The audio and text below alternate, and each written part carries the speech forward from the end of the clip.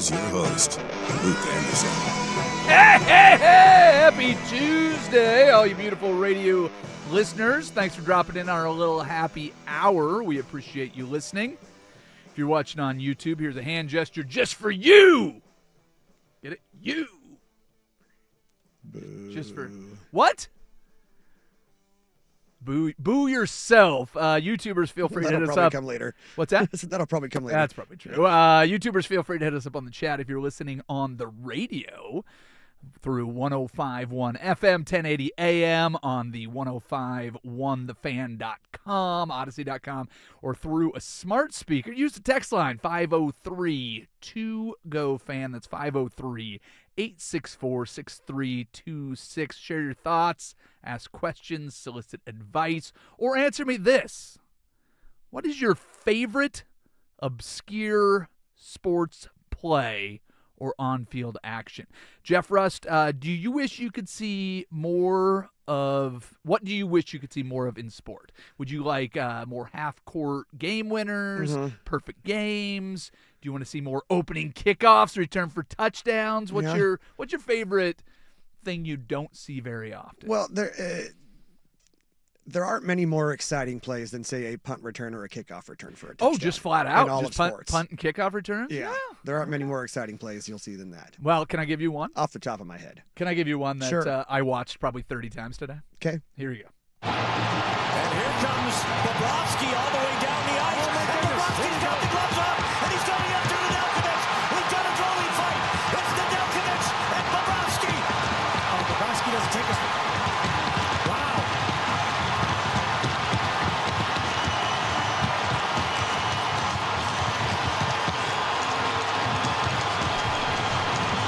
The crowd might be going And nuts. Delkovich ends up taking down Bobrovsky with the tackle.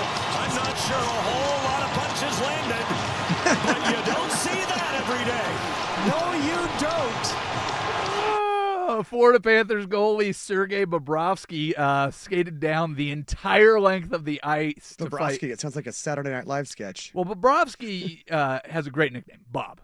Right? So we go. that's an easy one.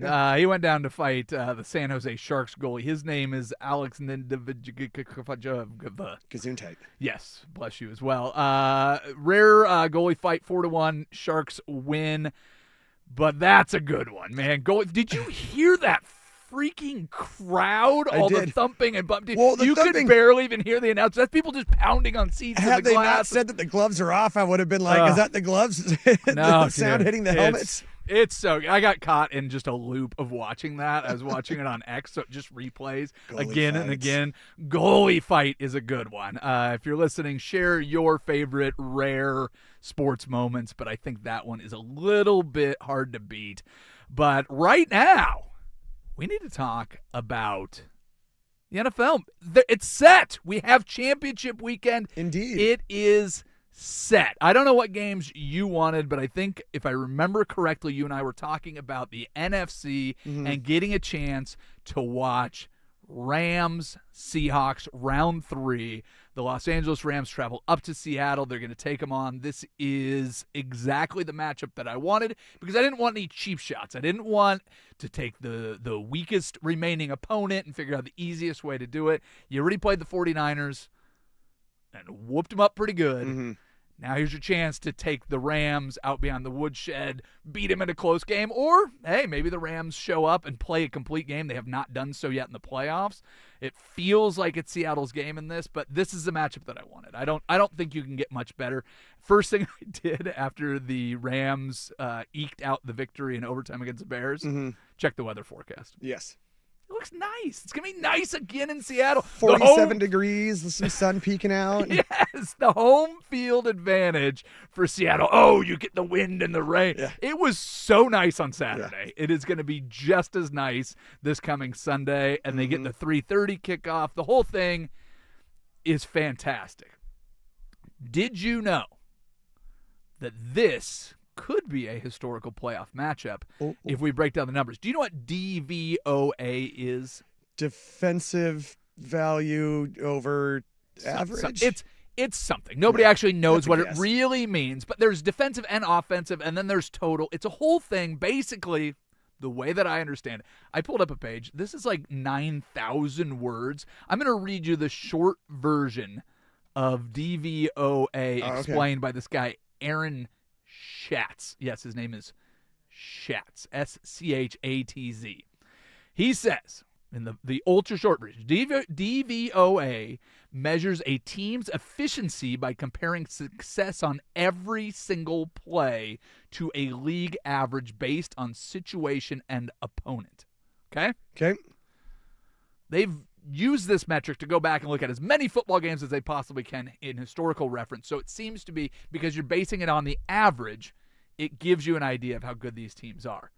The Seattle Seahawks and the Los Angeles Rams are number 1 and number 2 in the league in DVOA. Seattle is the best. They have a 41.3% above average rating, and the Rams 39.9. This will be the first time since at least 1978, which is how far they've looked back at football games, that you've had number 1 versus number 2 in a playoff matchup. Wow. And it's the third time they're playing. All right. Can you get much better than that? You cannot get much better than that. Now answer me this. Can you get much worse than the Patriots Broncos? Oh, how about we eliminate the Broncos quarterback that had a star turn in the win over the Bills based on a play that may or may not have actually been an interception, depending on who you ask. Don't ask my dad, because he will yell at you, and he might get close to punching you. Well, there's no in-between.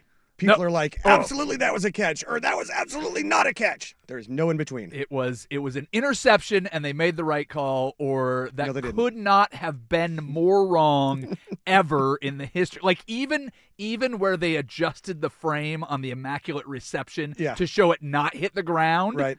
There is less debate about that than there is about this. It is very, very black and white. The funny thing is I kind of sit in the gray area. I'm like, well, you know what? If you call that on the field, I don't know how you change it. Right, yeah, exactly. So, I mean, it's such a bang, just so fast. The guy came out with the ball. It never hit the ground. Right, yeah. You know, I mean, because they actually, which I appreciated, they go, let's go ahead and watch that at full speed and you tell me what happened. Mm-hmm. And I went, fair enough. They did a pretty good job. Yeah. So now when even the professionals are like, I got nothing. Yeah. Now you've got Patriots Broncos. No Bo Nix. He broke his ankle on the second to last play. Man. He was incredible in that game. Yeah. They gave him the ball on like 102% of the plays. Yeah. Like they didn't even hand it off once during the game. They didn't even bring a running back on the roster. They just went, but the whole offense was Bo Nix. And he was great. He lived up to the moment and was exceptional, both running and passing. And it was great to see. And now he's out.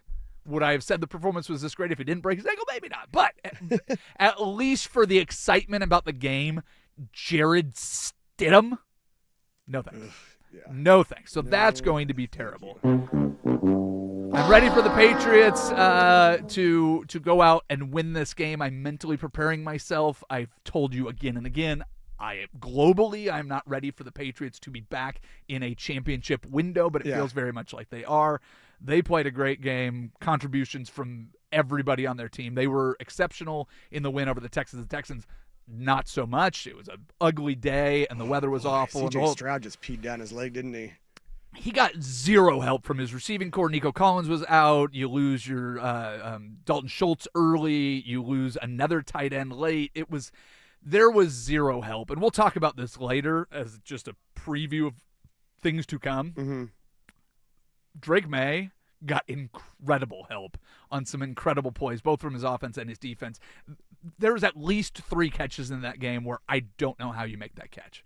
The interception, the diving touchdown catch, and Stephon Diggs' catch where he just manhandles the football, somehow does a flip without even touching the ground, so it's a no-question catch. But those are 3 of the most incredible catches. To get the knee down on that interception by Davis, mind-blowing.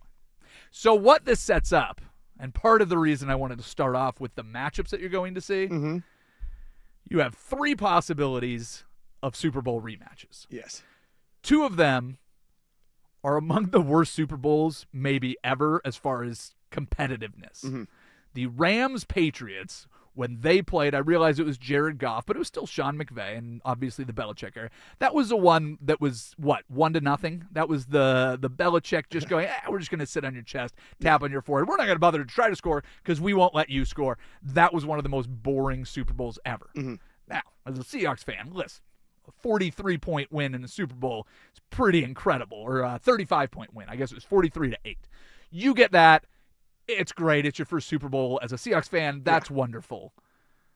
And then the other Super Bowl rematch is one of the greatest Super Bowls, unless you're a Seahawks fan, which, of course, is the Patriots. So you could have Patriots, Seahawks, Patriots, Rams, or Broncos. Those are all rematches. I don't think the Rams have ever played the Broncos. Mm-hmm. So that's the only one that you get fresh. But, of course, as a Seahawks fan, nobody wants to see that. So I don't know that you're getting kind of the best that you could have had. The Texans have never been to a Super Bowl. The Bills, one of the best stretches of winning without appearing in a Super Bowl in NFL history over the last 7, 8, 9 years, whatever it is. So this is what you have. The AFC, awful. The NFC, fantastic. I cannot wait for championship weekend. I just wish in the divisional round of the AFC the matchups were different, and wish say you had Broncos Texans instead and Buffalo New England instead. You know what I mean? Because then I could have picked between two teams that I'm least like, Yeah, I mean, I would have loved to have seen Texans Bills. I think that would have been fun. The Texans, like I said, have never been to a Super Bowl. Bills getting there with Josh Allen. I mean, they were close. Josh Allen crying at the podium, and then the team just furious that they fired the coach. I mean, the whole thing was very good theater. Unfortunately, you're going to get this, but hey, Nick Foles has put his Jared Stidham endorsement on record, so you've got that. We've seen Jeff Hostetler win a Super Bowl. Things happen. Jared Stidham, would you like to be a starting quarterback in the NFL? Here's your opportunity. Go out and do it. And the Patriots, go get us to the Super Bowl. The Patriots, the team that drafted him. So listen, there's something that Denver still has a great defense. They've got playmakers on all over the field. So anything can happen. I guess early in the week, I'm going to say I'm rooting for the Broncos. Yeah, I mean, yes, but I also want to see a good Super Bowl. You know what I mean? I don't want to see a smashing and stuff. Well, yeah, but if you can beat this Patriots team is very good, and they have played big in big moments. So listen, if you beat them, you've earned your spot to be there. And listen, if the Seahawks go and beat the Broncos again by 70 points, I'm probably okay with that. Okay, let's do some in case you missed it, shall we? Alrighty. In case you missed it, John Harbaugh has agreed to a 5-year deal to become the head coach of the New York Giants. He said he's looking to instill a winning culture immediately. Wow. Saying all the right things. What was his first draft of that statement? We're looking to instill a winning culture eventually. No, that's not it. Before the end of the decade. No, that's not right. Sometime soon. Hey, Siri. What should I? Hey, how does that make a headline? Why did that come across anything that I'm? He's looking to instill with. Yeah. Duh. That's why you hired him. Well, that's why you hire any coach. Who's not going to say that? Nick Sirianni, maybe? Jeez, just get I'm gonna lost. come in here and poop the bed. Yeah. In case you missed it, Kevin Durant officially passed Dirk Nowitzki for 6th place on the NBA's all-time scoring list during Sunday's win over New Orleans. Next up is Michael Jordan on the list. Honestly, this is why you cannot compare eras in the NBA. Imagine how many points Jordan would have scored if he got to play against the Pelicans. Like that. In case you missed it, Victor Wembanyama scored 33 points against the Jazz, tying Manu Ginobili for the most 30-point games in Spurs franchise history. Wembanyama reached the record in just 146 games, while Ginobili took 1,057 games to reach the mark. Sure. But call me when Wemby swats a live bat out of the air with his bare hands and has to get rabies shots after. That's what I don't care what Manu Ginobili does the rest of his life, what he did in his entire career. He swatted a bat out of the air during a basketball game. Wembanyama will never be Manu Ginobili. Fair? Fair. Okay. In case you missed it, Bronny James, Lakers great. Bronny James received 2 player votes to start in the NBA All-Star game despite having very limited playing time. Two 2 votes. Nice. The next goal for Bronny is to average 2 points per game. We can get there. Okay, so Papa Braun was one of the votes. Who do we suppose the other one was? Apparently, there's no rule against voting for yourself, I would guess. I guess fair enough. Yeah, I mean, technically he qualifies as a player, maybe. In case you missed it, Warriors forward Jimmy Butler is officially out for the season after tearing his ACL against the Heat. Despite the pain, teammates say Jimmy was on the floor cracking jokes and screaming at the refs because he thought he was owed free throws. It really proves that the crazy tough guy persona is genuine. Most people see the end of their season and think about rehab. Jimmy Butler sees his knee explode, and he's like, I'll bet you I can get free throws out of this if I whine enough. That dude is insane. Draymond blows out his ACL. He starts crying, doesn't he? Yeah, probably. Okay. Yeah. All right. And finally, Or he gets up and tries to fight somebody. in case you missed it, the top headline today at noon on ESPN.com. Mm-hmm. This is 16 hours after Indiana wins their first national championship. They go 16-0. First college football team to do this since Yale did it in 1894. One of the most amazing turnarounds in sports history. Yeah. The headline at the top, first headline on ESPN.com says, sources, Mendoza's brother to transfer from IU. Can you please play me my letter writing music? Dear college football, I hate you. Thank you. Thank you for that. Appreciate it. All right, ladies and gentlemen, at 2:30, we're going to do play-by-play back. We'll listen to the best calls from this weekend of sports that was. Next, we will do something we call the Daily Buzz. This is Happy Hour on 105.1 The Fan.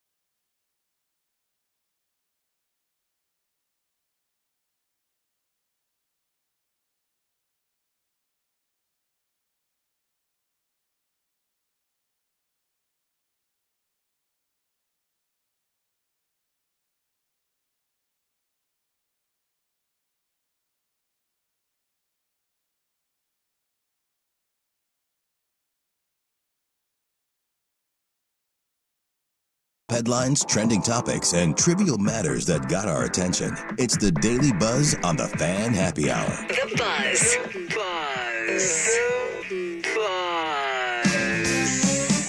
Here's your host, Luke Anderson.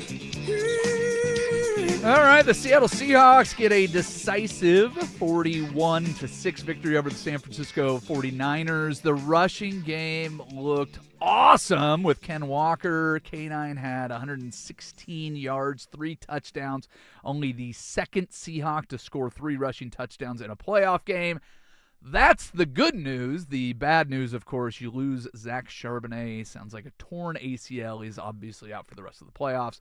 And the start of next season potentially in jeopardy. Coach Mike McDonald called it heartbreaking. He said that Charbonnet is the epitome of what it means to be a Seahawk. He's been great all year and a great 1-2 punch, but it's so nice to see the rushing game get going. The defense has played great. One cool little story that people may have missed: Leonard Williams had half a sack in the game, which is fantastic. Leonard Williams is kind of a beast. You know who he gave credit for the sack to? To whom he gave credit for the sack? Sure, that sounds better. Do you know to whom he gave credit? Rookie left guard Gray Zabel. How cool is that? So Gray Zabel has said all season how much he appreciates having a guy who's probably a Hall of Fame defensive lineman across from him all season. He's learned so much about him. Zabel goes, hey, watch the way this guy's sliding his protection. You get full credit from the rookie, giving back to the veteran. The team is playing as much like a team. They're coordinating off the field. The whole thing is fantastic. Can't wait to see where this season ends for them. The other good news about this little run for the Seahawks, a lot of people worried that potentially you could lose both coordinators. They have started interviewing for head coaching jobs. Yeah. Speculation is if they end up going to the Super Bowl, that could actually protect both of those guys from leaving. They're not high enough on anybody's list that they're waiting for Clint Kubiak or Aiden Dirty to finish the Super Bowl to go. You got add another 3 weeks to the season. That may be enough to prevent them from going anywhere. So things to watch for with your Seattle Seahawks. The Buzz. Hey, Blazers get another win. Denny Advia returned from back injury. 26 points, 8 assists, 8 rebounds, leading the Blazers to a 117-110 victory over the Kings. In case you're keeping track at home, that's 3 straight victories for the Portland Trail Blazers. They are now at 500. How about that? How about that? And 9th in the Western Conference. But they've been sitting at 9th for a little bit while. Yes, they 22-22. You're just over halfway through the season. Donovan Clingan added 21 points, 17 rebounds, so playing well. Still, a lot of people chipped up. Robert Williams doesn't play in back-to-backs. Drew Holiday, Jeremy Grant, injuries. Have we seen Scoot Henderson this season? I don't think so. So who knows what's going to happen with this roster. But, hey, having Advia back, he's obviously turning into your star player and an immediate shot in the arm when he gets back. So good news if you're trying to watch Blazers basketball for the rest of the season. There's at least reasons to tune in. And right now they're a play-in team. They have been kind of sitting in that spot for quite a while, so you would expect it to kind of either remain the same or maybe you get all these guys back from injury and get a little burst, They're actually get into the playoffs. 3 games behind the number 8 seed Warriors currently, and then 2 games The ahead. Warriors who just lost Jimmy Butler. Yes. And then 2 games ahead of the Clippers. So there you go. And the Clippers surging. I mean, they started just about as bad as you could. Kawhi Leonard hurt again, I think. 6-21 to start the season, though, and have kind of drugged their way back into it. So worth keeping an eye on. The Buzz. I mentioned this already. The Bills have fired head coach Sean McDermott after 9 seasons. This is another divisional round exit. That's 3 in a row. So I was trying to remember this stat off the top of my head. So the Bills have 91 wins since 2019. That is the most in a 7-year span without a Super Bowl appearance. So I want to make sure I got that stat just right for you. McDermott is 98-50 in the regular season, but 0-3 in postseason overtime games. Eesh. I mean, I guess it comes down to coaching. That final drive, 53 yards for the Broncos, all on penalties. I don't know if you blame that on coaching. They promote their GM to president of football operations. That's Brandon Beane. A lot of people saying that they fired the wrong guy. Right. Bills Mafia not very happy about that. Players, including Jordan Phillips and Daquan Jones, put flat-out anger, called it stupid and sickening on social media. So the team still backs McDermott, but he's not there anymore. So there you have it. Moving on. The Buzz. The Titans have a new head coach. Defensive coordinator for your 49ers, Robert Saleh, going there. The response, did you see the response from Titans Nation? Do No. they call it Titans Nation? Is that a Sure. thing? Did I just make that up? Sure. From Titans Town. They all not so happy with Saleh, incredibly happy that is not Matt Nagy. So that was the biggest response. They're like, "Yay, no Nagy, we'll take anybody other than him." So congratulations, Robert Saleh. You are not Matt Nagy. Good for you. The Buzz. We talked about Live Golf a lot last week. Dustin Johnson got a big extension. He is staying with Live. Brooks Koepka leaving Live. Well, if you think that any of these are signs of things to come, I don't know what this does for you. Read the tea leaves on your own. But reigning NCAA champion Michael Lasosa has signed with Live Golf right out of college. Why this makes an impact, at least in my mind, I wouldn't have brought it up, except this means he forfeits his amateur status. That's obvious. Also forfeits his exemption to play in the Masters. So I don't know how much money this is for. I have not seen any of the details on that. He is joining Phil Mickelson's High Flyers Golf Club team. Yeah. He said that the team environment was a draw. I don't know what the PGA means to you in your world. If you're listening to this, it's the only place you play golf. Well, the best talent coming out of college likes the team environment, probably likes that he can wear shorts, feels a lot more like college golf. Probably likes I that guess paycheck a lot more. he'd rather take the paycheck than play at the Masters. It So better be a good one. But, hey, it at least says something about the direction that golf is going. Like I said, read the tea leaves yourself. That's the last story. So let's walk over to the George McCoy at Warren Allen Sports Desk and see what we missed. Well, Mr. Anderson, we do have our AFC and NFC championship games all set coming up this weekend. In the AFC, of course, we've talked about this a bit. It is a Bo Nixless Denver Broncos hosting the New England Patriots. The Broncos are 5.5-point underdogs. Okay. DraftKings pointing out to us that's the biggest home underdog in a conference championship game since the merger. Yeah, makes sense. I mean, you lose your quarterback. And like I said, I mean, what was it? Like 60% of the plays in that game were Bo Nix. I mean, they barely handed the ball off. He ran a ton. The last part of the fourth quarter and overtime, it was almost exclusively Bo Nix. It's wild. Unfortunate for sure. Yes, DraftKings also points out that Denver would be 1.5-point favorites if Bo Nix were playing. That is a 7-point swing, my friend. Yeah, I mean, starting quarterback Bo all Nix year. worth a full touchdown over old Jarrett Stidham. Yeah, yes, yes. I mean, Jarrett Stidham has, 5 starts ever? No postseason like that. starts. I mean, it's I think I heard him not. say this morning he hasn't played in 2 years. Yeah, well, it's a big drop off. No matter what you think of Bo Nix, if you went into the game like I did, thinking that I'm not sure if this guy's the real deal, I think he showed what he can do when pressure's on him. And I know that game was back and forth, and you can very easily go back and overturn one interception to a completion and the Bills win that game. That doesn't take away from what Bo Nix did. He looked as probably one of the top 3 quarterbacks in postseason, or in, I guess, the divisional round of play for sure. So definitely a big loss. More sports scores and stories in 30 minutes. I'm Jeff Russ from the George McCoy at Warren Allen Sports Desk. Hurt and missing work, insurance companies acting like jerks. Don't call your mom. Call George McCoy at warrenallen.com. Your home for Seahawks football. The Fan Sports Network, 105.1 FM and 1080 AM.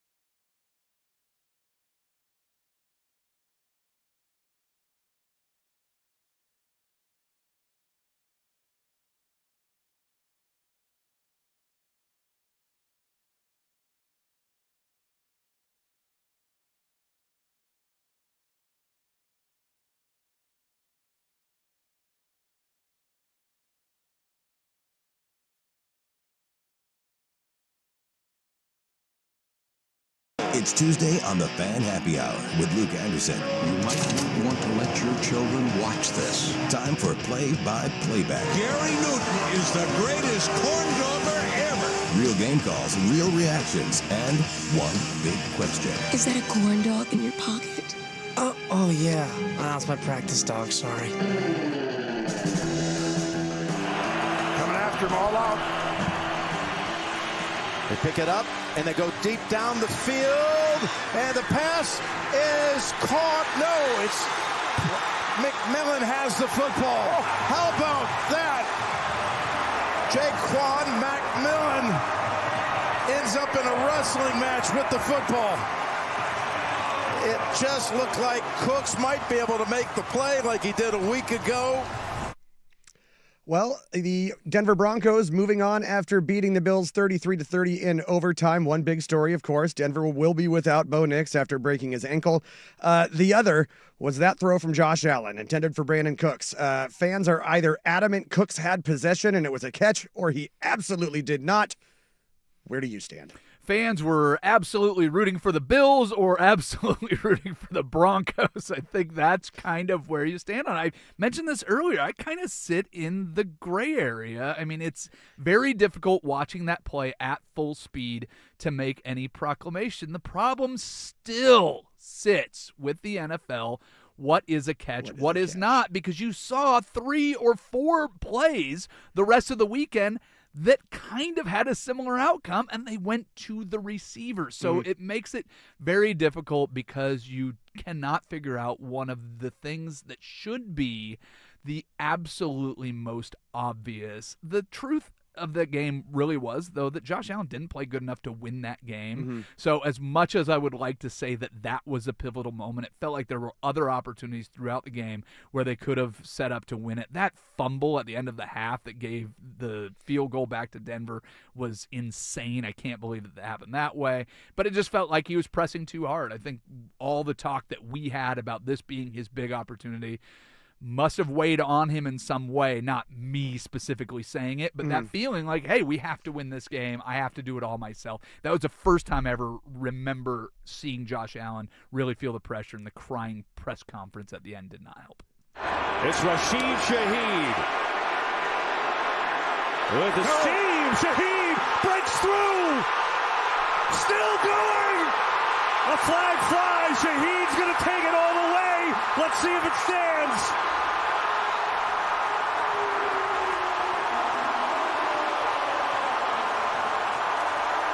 It's a 95-yard return if it holds to start the game. There we go. Rashid Shaheed, arguably the most important acquisition league-wide at the trade deadline. Starting off the Seahawks 41-6 drubbing of the 49ers with that 95-yard kick return for a touchdown. We had this discussion this morning in the bullpen. Which game was over faster, Seahawks-Niners or Oregon-Indiana? This game, because they had just played a couple weeks before, you very much had the feeling that the Seahawks were going to do what they did in Week 18, which was not let the 49ers score a touchdown. And they didn't. So you get up 7-0. That would have been enough points to seal the victory, assuming that everything else played out the way it did, the 2 field goals that the 49ers get. So it was over almost immediately. You brought up the idea that that was the biggest midseason acquisition. Have I made this comparison? I may have. I know I've talked about it off the air. Doesn't it feel like Shaheed is the Josh Naylor for the NFL?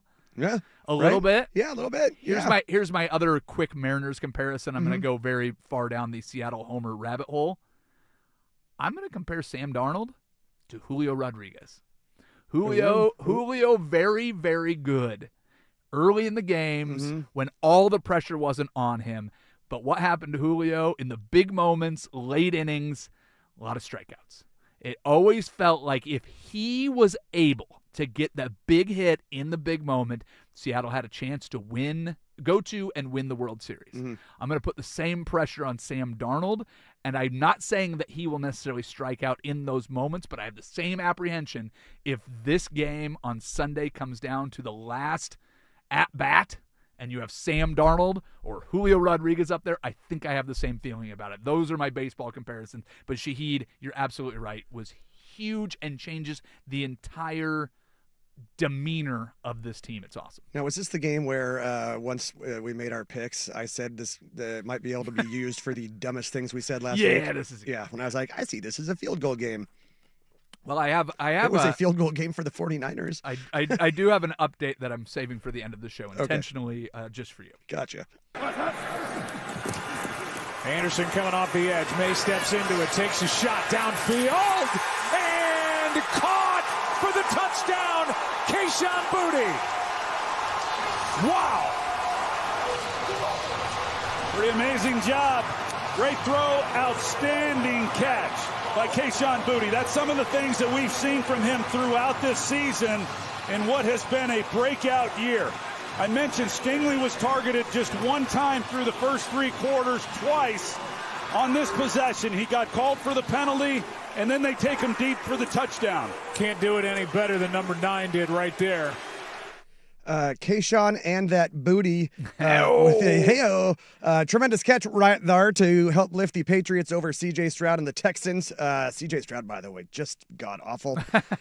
New England now goes on to face, of course, the vaunted Jarrett Stidham and Denver for the AFC Championship. How much enthusiasm has been sapped out of this for you with no Bo Nix?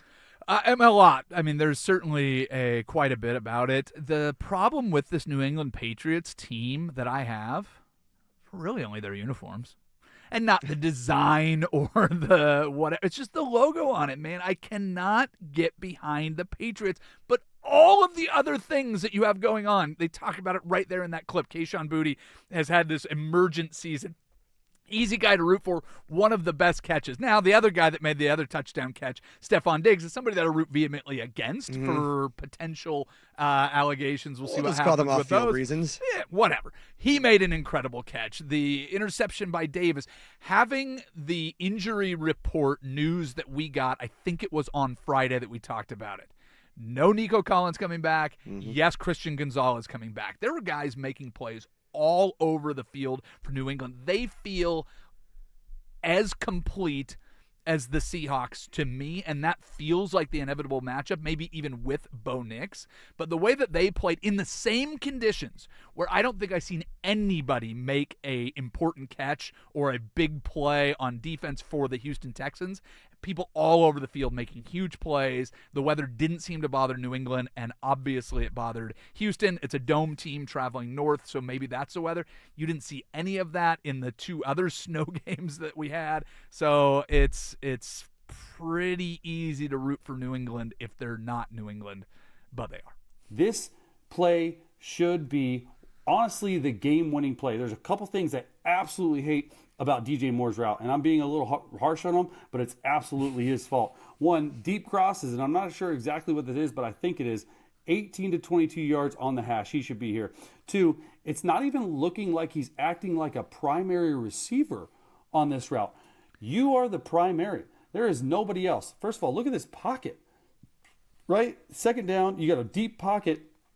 If you, instead of drift up the field like this, if you run the route, and I guarantee you it's taught like this, over here, nobody, and I mean nobody, can catch that. And Cam Curl just steps in front of it. That is absurd. You're running, come over here.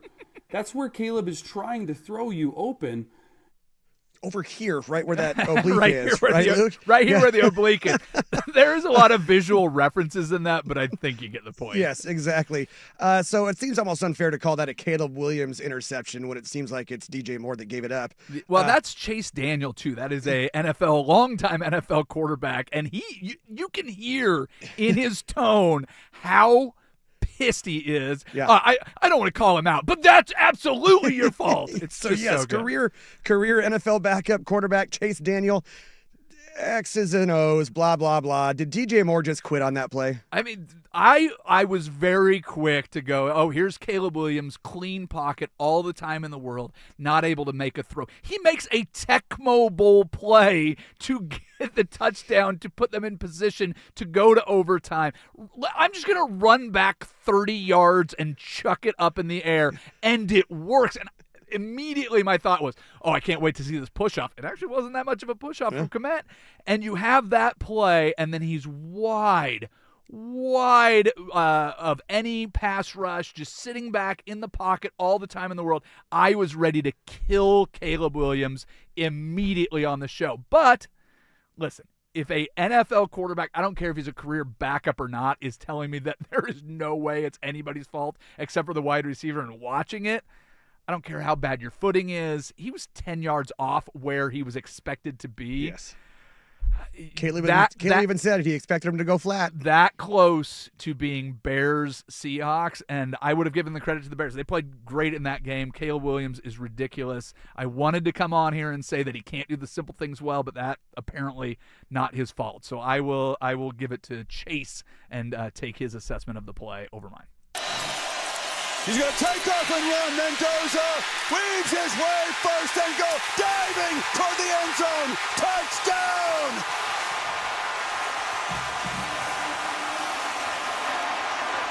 That's where he won the Heisman Trophy.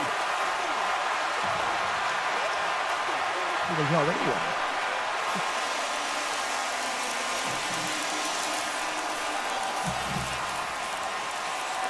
What a call. What a call by Curt Cignetti and the offensive coordinator, Mike Shanahan. Quarterback draw. He definitely breaks the plane, holds on to the football for a touchdown. All right, Chris Fowler, Kirk Herbstreit, as Fernando Mendoza, put Indiana up 10 on Miami with about 9 minutes left. The Hoosiers go on to win 27-21. At what point in that run did you think he was definitely getting stopped? 3 times. I mean, as that goes, he just keeps spinning, and it reminiscent of the tush push that Josh Allen did against the Jaguars. Just keeps going, actually gets into the end zone. Thank you, Indiana, for finishing everything. I mean, that's in Miami. You hear how loud that ovation is for Indiana. His father famously went to high school with Mario Cristobal. He couldn't walk on to the school. Everything about the story was great. I would have given up on college football if Miami won that game. So I thought you already did. I said, with the exception of the college football playoff, I will be back next December for the college football playoff. Fair enough. But that was the tiniest sliver of interest that I was reading. Even my wife goes, I thought you gave up on college football. I'm like, it's a championship game. What am I going to not watch? It was great. But right now we need to get to one more for the road. So we do it next. You're listening to Happy Hour on 105.1 and the Fan Sports Network. The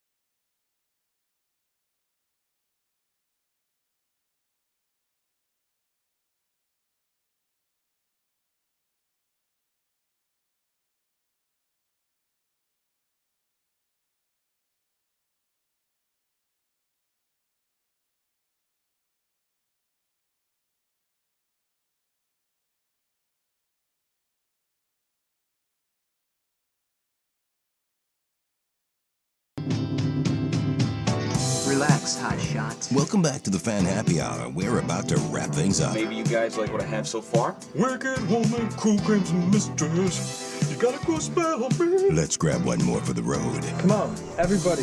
Everything's smooth. Here's Luke Anderson.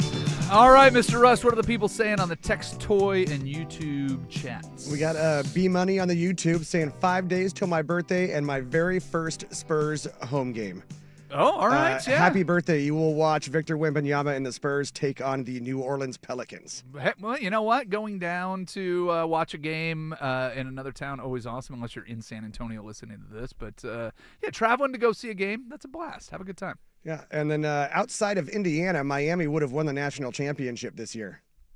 Yes. That's great analysis. That is fantastic analysis. Outside of the team that actually won, that's right. This team would have won. If you missed anything from the show, download the podcast, 1051thefan.com, Odyssey app. Mr. Rust, we need to announce the Take Your Pick winner from this weekend. Mm-hmm. Drum roll. Brrr. You won it, Mr. Jeff Rust. Get right the hell out of town. Yeah, you kicked my ass. I had 6 correct answers on that stupid sheet. You had 13. You're the big winner. That is an ass whooping. Not quite as bad as the Seahawks. There was multiple people with 4. One of them being my own mother, which is fantastic. But yeah, you are the big winner. Hey, so that's congratulations 2 wins for me this weekend or this year. Excuse me. Yeah, I love being the big wiener. Absolutely, you are. Congratulations. Very proud of you. Let's do. Does this mean I got to come in and do a segment next time? Yeah, you're invited to join us on Thursday. Hey, I just want to point out to anybody saying that Indiana bought themselves a championship or that this isn't one of the more remarkable turnarounds. Stop it. Shut up. What the hell do you all think the SEC did for decades? Well, here's the list. So it's funny. I was talking with Dusty, and he was defending Oregon like he likes to do. Oregon was the 19th on the list of the most NIL spending, and Indiana was 12. So for anybody saying that Oregon should have won because they spent more, okay, I don't care about that argument. Right now, Indiana, the public disclosure of NIL money put Indiana 12 on the list of the most dollars spent. They spent $13.6 million on their team. Mm-hmm. That makes Indiana number 4 in the Big Ten. So the Big Ten, the Nittany Lions, the Wolverines, and the Buckeyes all ahead of them. There are 7, count them 7, SEC teams ahead of Indiana in there. So I do not want to hear that. Longhorns did any of them make the championship game? $22.2 million spent by the Texas Longhorns. No, I mean, you're looking at teams like the Virginia Cavaliers and Auburn Tigers ahead of Oregon, but ahead of Indiana Hoosiers, you have the Clemson Tigers sitting there. You have teams like Alabama, you have teams like the Gators.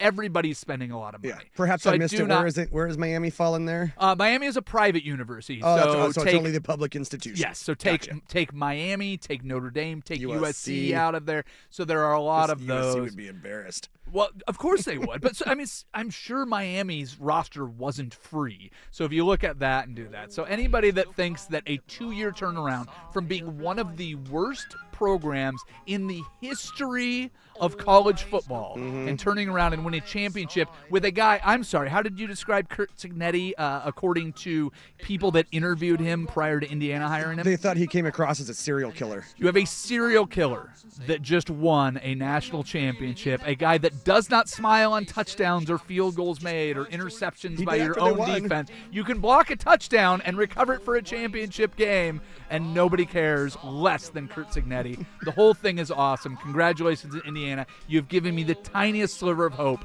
for college football. Thank you for that. Big thanks to Jeff Rust. As always, thank you to everyone for listening. And, of course, thank you, Isaac Robb. We're all done. For now. Bye-bye.